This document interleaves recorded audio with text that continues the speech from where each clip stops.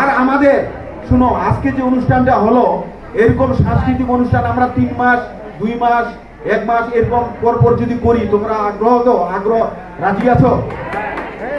হ্যাঁ? আমাদের আমাদের অনেক গায়ক আছে, আমাদের স্কুল শাখায় একজন গায়ক আছে, চিরদিনই কি সুন্দর গান গাইলো না, ভুলে গেলাম, মানে চাঙ্গা হয়ে গেল, অন্তরটা চাঙ্গা হয়ে গেল, তাই না? তাহলে এইগুলো আমরা মাঝে মাঝে শুনলে আমাদের ঝিমাবো না, আমাদের ঝিমানিয়া মুরগি আছে না, ওইরকম আর হবো না, চাঙ্গা হয়ে যাবে। আমাদের প্রতিষ্ঠানের রেজাল্ট খুবই ভালো। আমাদের কলেজ শাখায় গত বছর 115 জন পরীক্ষা দিয়েছিল, প্রায় 100 জন পাস করছে। এবছর 147 জন পরীক্ষা দিয়েছে, এখন আর ফলাফল হয়নি। ইনশাআল্লাহ ভালো রেজাল্ট হবে। তোমরা ভালোভাবে লেখাপড়া করো, প্রতিষ্ঠানে আসো। প্রতিষ্ঠানে কেন আসে?